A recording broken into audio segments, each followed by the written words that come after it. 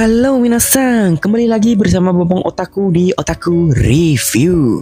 Di video kali ini, Babang Otaku mau ngebahas alur film yang berjudul Kaiju Number 8 atau bahasa kerennya Kaiju nomor 8. Kaiju Number 8 menceritakan tentang om-om culun yang bernama Hibino Kafka. Ia memiliki impian dari kecil untuk bergabung dengan JAKDF, yaitu suatu organisasi militer yang bertugas untuk membasmi kaiju. Namun ia selalu gagal saat menjalani ujian masuk di organisasi tersebut. Sampai pada suatu malam, kejadian tak terduga menimpa dirinya. Seekor makhluk asing yang tak dikenal tiba-tiba masuk ke dalam tubuh Kafka dan berubah dirinya sebagai sosok monster yang dikenal sebagai kaiju. Disinilah perjalanan hidup Kafka sebagai kaiju dimulai.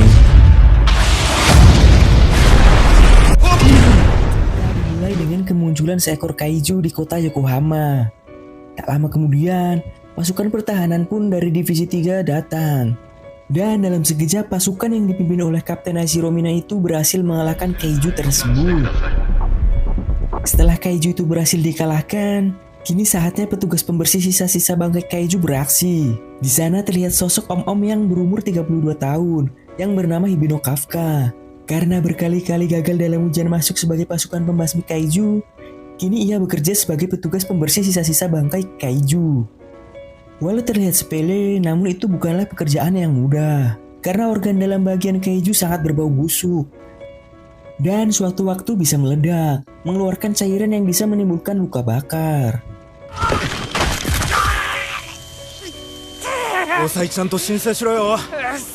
Singkat cerita, malam harinya terlihat Kafka yang kelelahan karena setelah seharian membersihkan bangkai kaiju. Sambil menikmati sekaling minuman, ia terlihat sedang menonton acara yang menyiarkan keberhasilan tim Divisi 3 dalam membasmi kaiju. Pasukan itu dipimpin oleh seorang kapten yang bernama Ashiro Mina, seorang wanita muda yang berumur 27 tahun. Ia pun cukup populer di kalangan masyarakat dan memiliki reputasi yang terbaik di antara seluruh kapten. Namun ternyata Kapten Ashiro Mina adalah teman semasa kecil dari Kafka. Saat masih kecil, mereka pernah berjanji akan memusnahkan semua kaiju yang ada bersama-sama. Akan tetapi, takdir berkata lain. Mereka berdua kini memiliki nasib yang berbeda. Kini Ashiro Mina telah berhasil bergabung dengan pasukan pertahanan dan menjadi seorang kapten.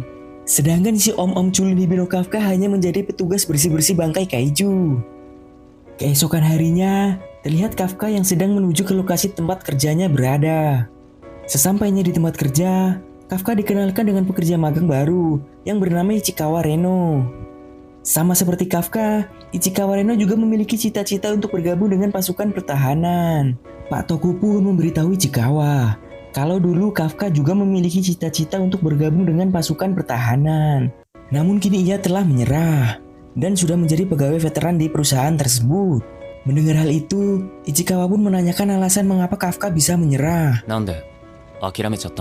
Kafka pun memberitahu kepada Ichikawa bahwa ia sudah berusaha berulang kali secara maksimal, namun tetap saja gagal. Ichikawa yang mendengar jawaban dari Kafka terlihat tidak terima dan kesal dengan alasan yang diberikan oleh Kafka. Beberapa saat kemudian, mereka langsung menuju lokasi bangkai kaiju untuk membersihkannya. Di lokasi terbagi menjadi beberapa tim. Dan kebetulan saat ini Ichikawa berada satu tim bersama Kafka. Sore harinya, setelah selesai bekerja, Ichikawa datang menghampiri Kafka dan berterima kasih karena berkat bantuan Kafka, ia bisa melewati hari pertamanya bekerja dengan baik.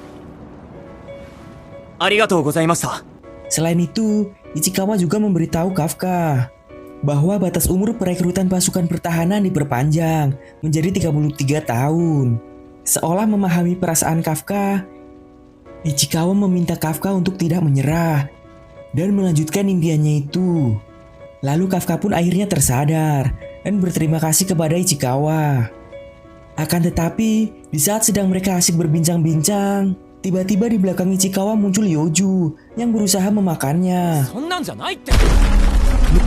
Melihat hal tersebut, dengan sigap Kafka langsung melompat dan menyelamatkan Ichikawa. Ia pun menyuruh Ichikawa untuk lari dari tempat tersebut. dan segera menghubungi pasukan pertahanan untuk meminta bantuan. Karena tidak ada pilihan lain, Ichikawa pun pergi dari tempat tersebut. Dan tersisa Kafka yang berusaha mengalihkan perhatian Yojo tersebut. Walaupun sudah berusaha sekuat tenaga, Kafka terkena serangan dari Yojo itu. Ia pun terlempar cukup jauh. Di sana terlihat Kafka yang sedang terkapar dengan luka yang cukup serius di kakinya. Dan di saat Yojo tersebut akan memakannya, tiba-tiba Ichikawa kembali datang dan memukul Yojo itu. Kafka pun terkejut melihat Ichikawa yang kembali mendatanginya. Lalu, tak lama kemudian, Kapten Ashiro datang. Dan dalam sekejap berhasil mengalahkan Yojo itu.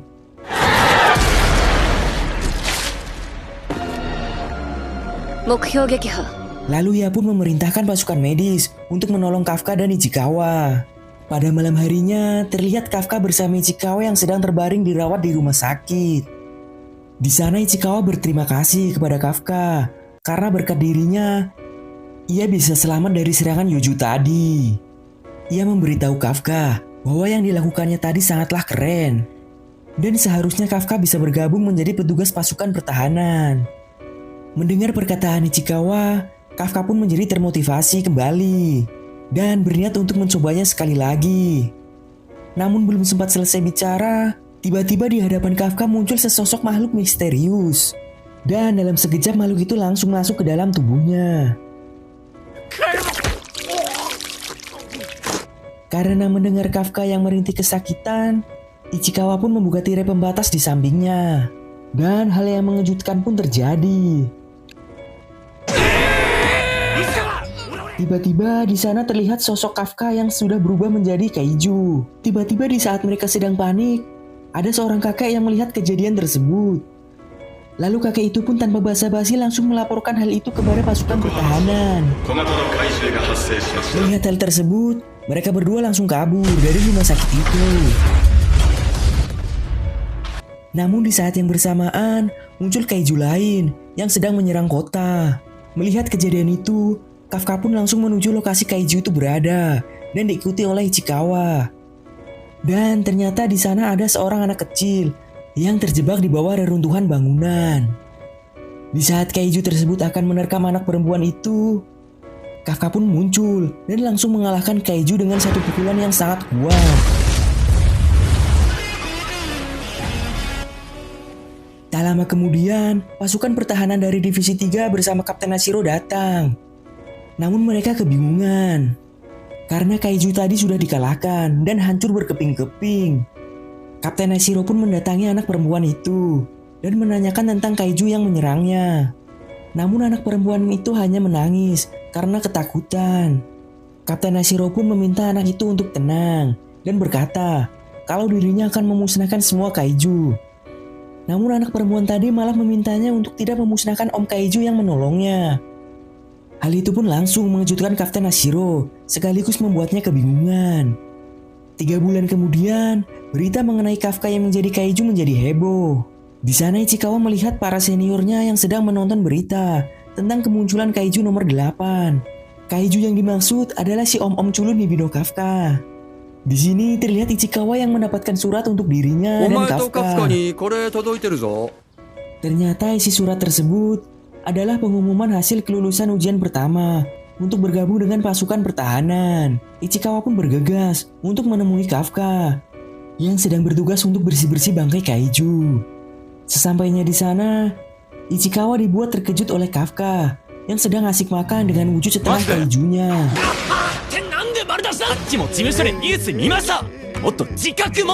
Setelah memberikan surat kelulusannya kepada Kafka, Ichikawa dibuat bingung dengan ekspresi Kafka yang terlihat biasa saja. Ternyata selama ini Kafka selalu gagal di saat menjalani ujian yang kedua. Di surat tadi juga dijelaskan bahwa tes ujian yang kedua berbeda dengan tes ujian yang pertama. Untuk ujian yang kedua nantinya akan diawasi langsung oleh petugas pasukan pertahanan. Kafka juga berkata kepada Ichikawa bahwa apapun yang terjadi, ia akan tetap mengikuti ujian itu. Karena ujian kali ini adalah kesempatan terakhir baginya. Akhirnya Ichikawa pun memahami perasaan Kafka dan memberinya semangat untuk terus maju apapun yang terjadi. 10 hari kemudian, tiba saatnya untuk Ichikawa dan Kafka mengikuti ujian yang kedua. Di sana terlihat mereka berdua yang sudah tiba di lokasi ujian. Dan tiba-tiba ada seorang gadis yang menghampiri Kafka dan memanggilnya dengan panggilan Om-Om. Hal itu pun membuat Kafka kesal karena dirinya merasa belum setua itu dan masih berumur 32 tahun. Gadis itu pun menyuruh Kafka untuk menyingkirkan mobilnya karena ia ingin memarkirkan mobilnya di sana. Kafka pun terlihat makin kesal dan tidak terima dengan perkataan gadis itu. Namun, secara mengejutkan, tiba-tiba gadis itu melepas jaketnya dan langsung mengangkat mobil Kafka, lalu melemparnya hanya dengan satu tangannya. Kafka dan Ichikawa pun kaget bukan main melihat kekuatan gadis itu. Dan ternyata gadis itu merupakan salah satu peserta ujian sama seperti mereka. Namun tiba-tiba Kikoru mengendus tubuh Kafka, seolah-olah ia mencium aroma kaiju dari tubuhnya. Tapi untung saja, Ichikawa berhasil meyakinkan Kikoru dan menjelaskan bahwa pekerjaan mereka berdua adalah sebagai pembersih bangkai kaiju. Namun secara mengejutkan, entah apa yang dipikirkan Kafka, ia malah menggunakan kekuatan kaijunya untuk mengangkat kembali mobil yang tadi dilempar oleh Kikoru. Melihat kekuatan Kafka, Kikoru menjadi makin bersemangat untuk mengikuti ujian tersebut. Dan ia pun berjanji akan mempermalukan Kafka selama ujian berlangsung. Lalu ia pergi begitu saja, diikuti oleh para pelayannya.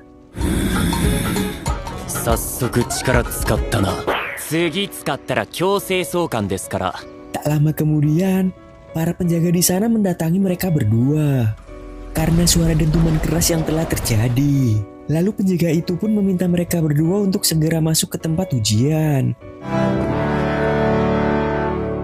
Tes ujian kedua pun dimulai.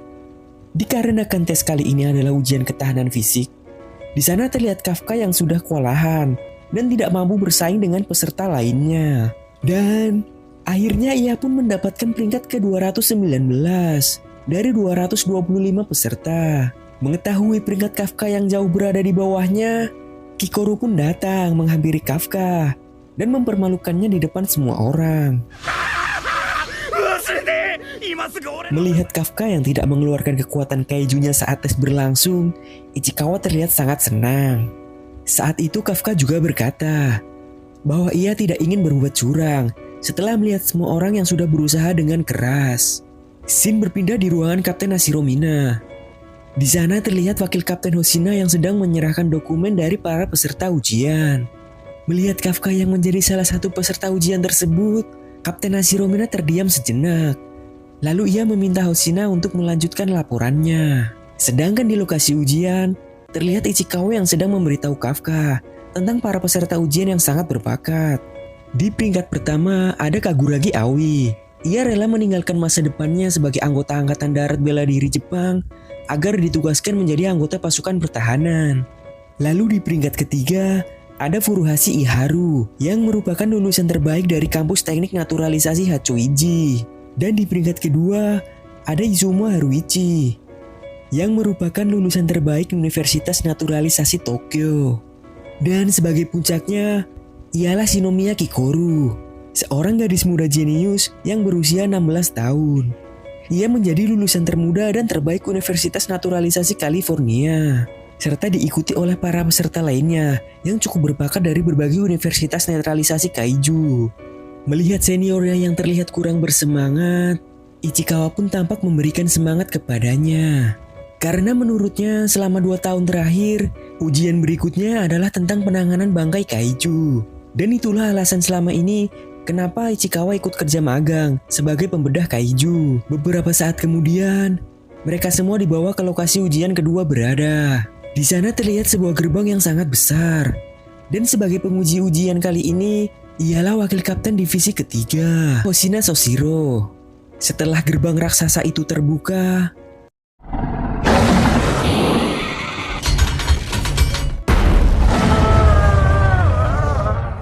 Ichikawa dan Kafka tampak sangat terkejut.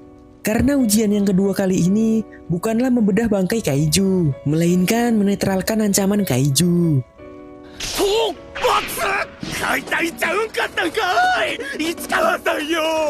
Sebelum ujian dimulai, Wakil Kapten Hoshina meminta kepada para peserta untuk menggunakan seragam anti kaiju. Seragam tersebut terbuat khusus dari jaringan kaiju dan dapat meningkatkan kemampuan tempur pemakainya. Ichikawa yang telah memakai seragam itu pun sangat terkejut, karena menurutnya baju itu seolah menyatu dengan tubuhnya, sehingga ia bisa merasakan peningkatan kekuatan pada dirinya.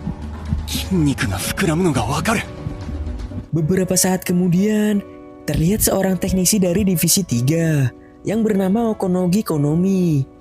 Ia pun bersiap untuk mengukur kekuatan tempur yang dilepas oleh para peserta. Dimulai dengan Izumo Haruichi yang berhasil melepas kekuatan tempurnya sebesar 18%, Kaguragi Aoi sebesar 15%, lalu Shinomiya Kikoru sebesar 46%. Selanjutnya Ichikawa Reno sebesar 8% dan Furuhashi Iharu sebesar 14%. Di sana terlihat Ichikawa yang sedikit kecewa karena dirinya hanya bisa melepaskan kekuatan tempurnya sebesar 8%.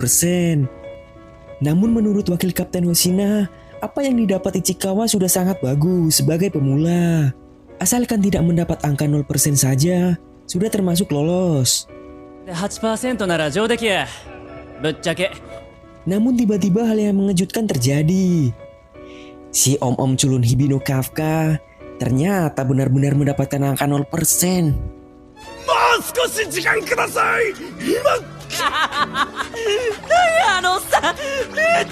Melihat tingkah laku konyol dari Kafka, Kikoru terlihat sedikit kesal.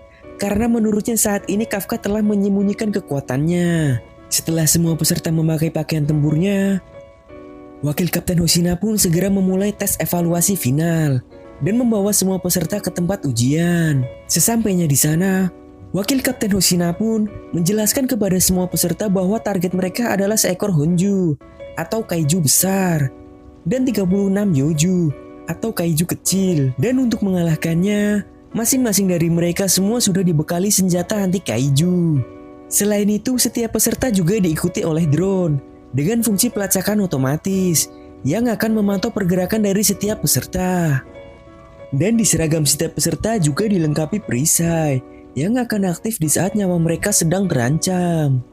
Namun, apabila hal itu terjadi, berarti mereka akan tereliminasi. Tak lama kemudian ujian pun dimulai. Dan dengan sangat cepat, para peserta pun langsung mencari di mana para kaiju itu berada. Namun di sana terlihat Kikoru yang lebih mendominasi perburuan dibanding peserta lainnya.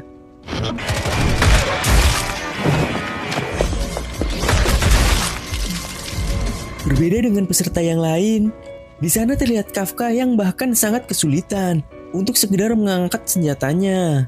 Lalu Hoshina pun memberitahu kepada para peserta bahwa Kapten Ashiromina ikut mengawasi mereka di ujian kali ini.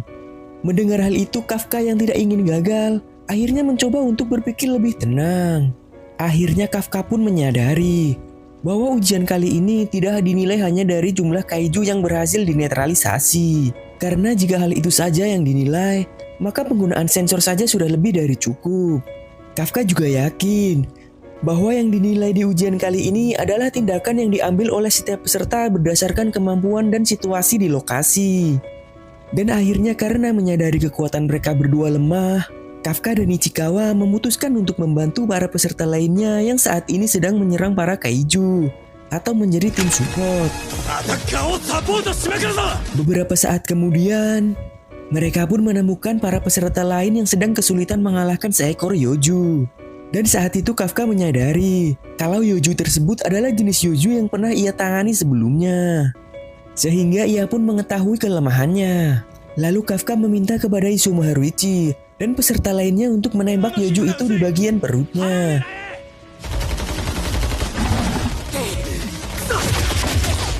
Dan akhirnya Yoju itu pun berhasil dikalahkan. Karena kejadian tersebut, Hoshina pun terlihat terkesima dengan kemampuan analisis dari Kafka. Lalu setelah itu mereka berdua pun berlari ke tempat lain untuk membantu para peserta lainnya mengalahkan kaiju. Namun tiba-tiba saja hal yang tak terduga terjadi kepada Kafka.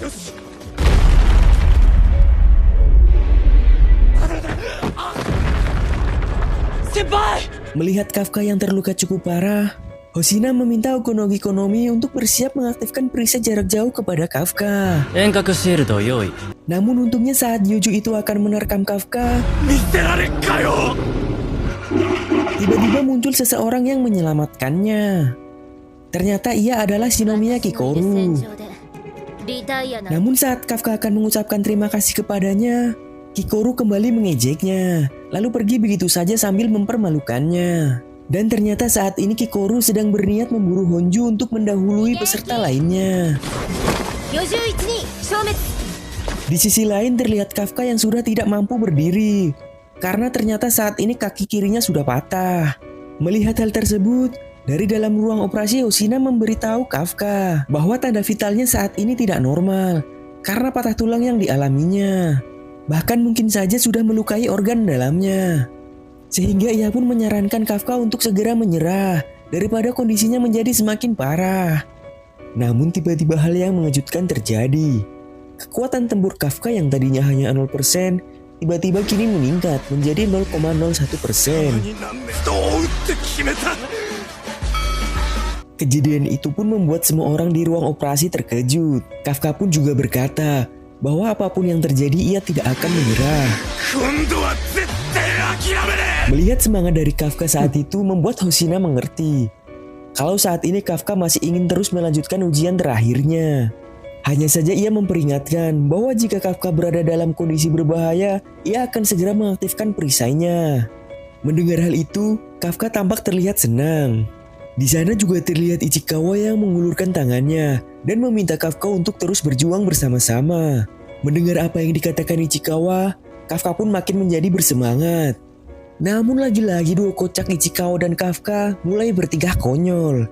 Di sana terlihat Ichikawa yang sedang berlari sembari menggendong senpainya itu. Dan hal itu pun membuat peserta lainnya tercengang tidak percaya. Begitupun dengan wakil kapten Hosina. マジかもう合格でよくないお笑い枠で Di sisi lain terlihat peserta lainnya yang bertarung melawan kaiju. Namun lagi-lagi terlihat Kikoru yang bergerak sangat cepat dan mengalahkan semua Yuju yang ada di sana seorang diri. Setelah berhasil mengalahkan semua Yuju, Kikoru pun bergerak menuju lokasi Honju atau kaiju raksasa berada.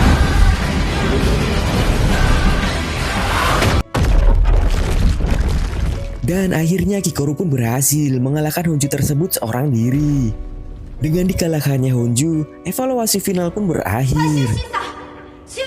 Di sini diketahui ternyata Kikoru adalah putri dari seorang jenderal atau direktur pasukan pertahanan yang bernama Isao. Namun hal yang terduga tiba-tiba terjadi. Tanpa disadari tiba-tiba muncul kaiju humanoid di belakang Kikoru. Lalu kaiju itu pun menembak Kikoru dari belakang hingga melubangi dadanya. Di sisi lain terlihat para peserta lainnya yang terkejut karena tiba-tiba saja kaiju yang telah mereka kalahkan bangkit kembali.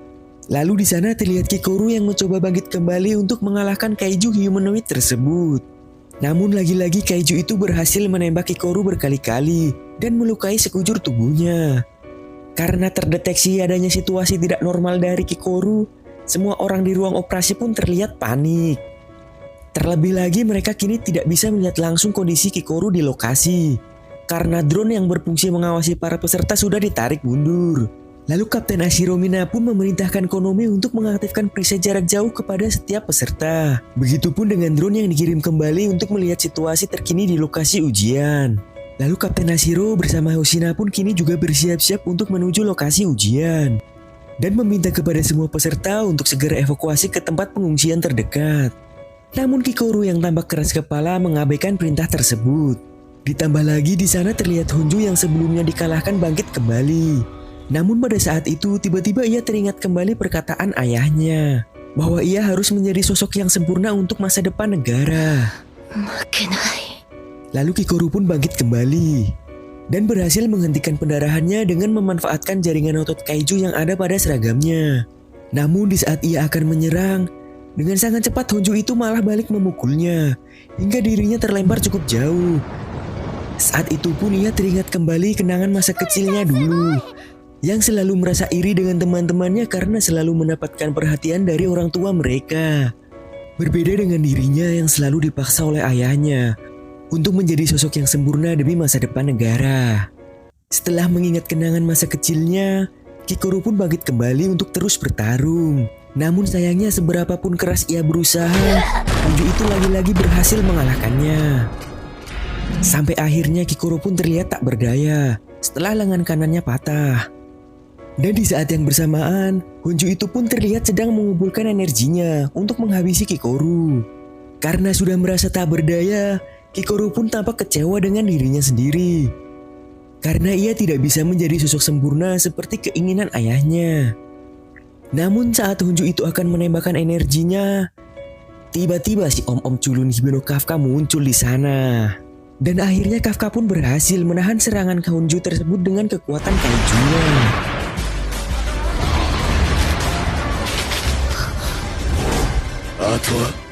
Di tempat lain, terlihat Ichikawa yang kebingungan. Karena senpainya yang tadi ada bersamanya tiba-tiba menghilang. Ichikawa pun segera bergegas mencari senpainya itu.